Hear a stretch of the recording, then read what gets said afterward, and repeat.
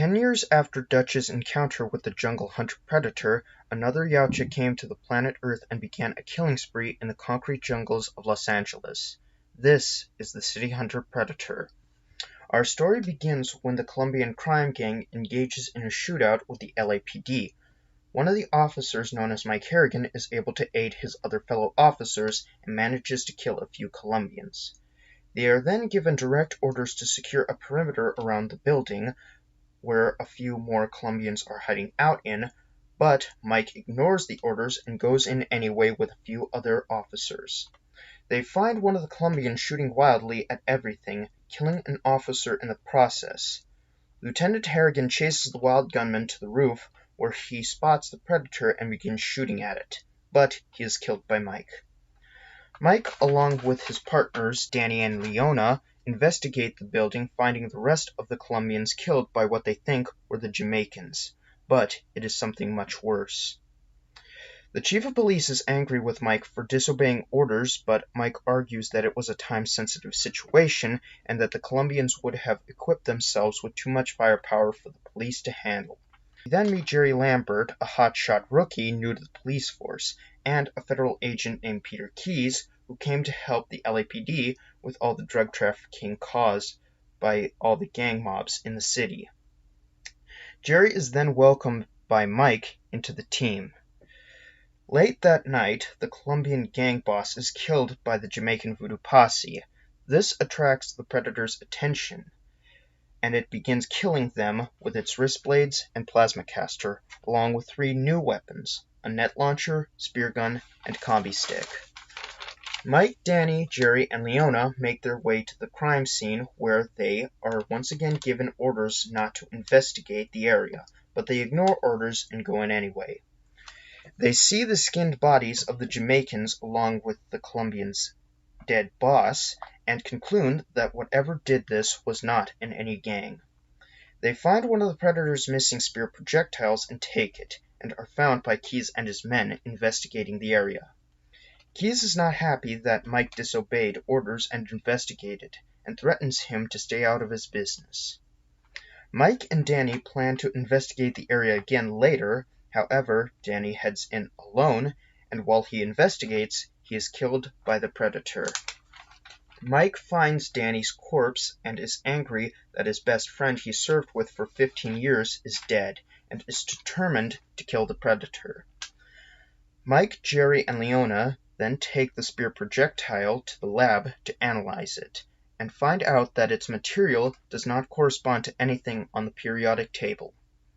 Mike meets with the Jamaican voodoo posse's boss, King Willie, to ask him if he knows anything about the killer, but none of King Willie's information is useful to Mike, so he leaves.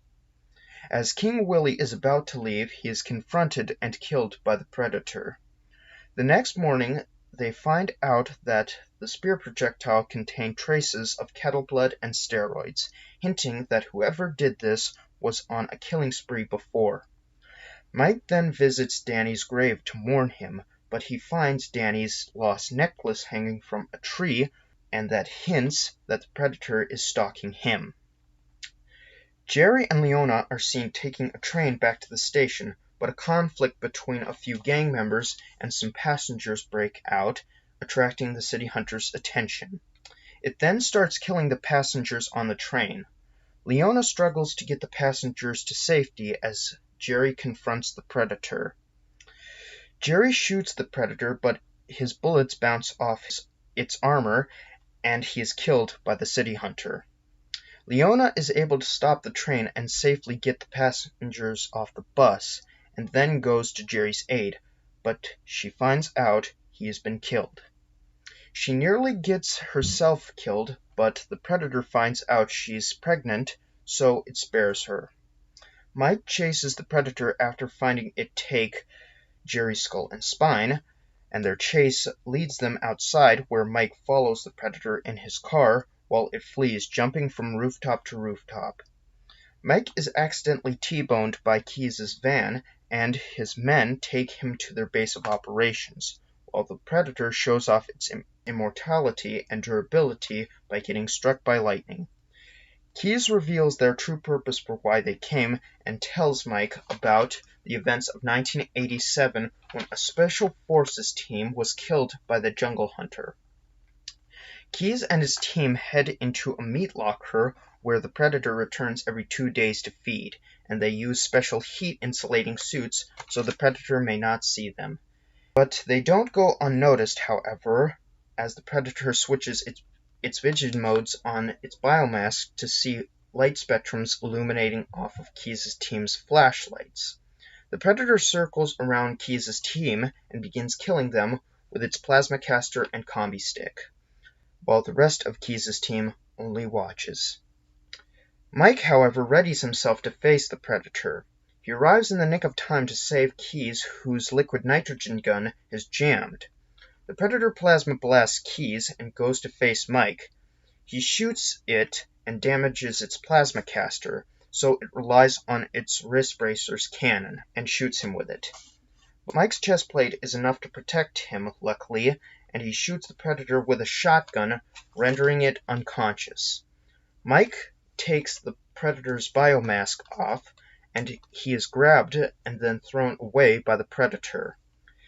It smashes his shotgun to pieces, and Mike is now defenseless, but Keyes is still alive and manages to unjam his liquid nitrogen gun and shoot the predator with it, saving Mike, allowing him to escape.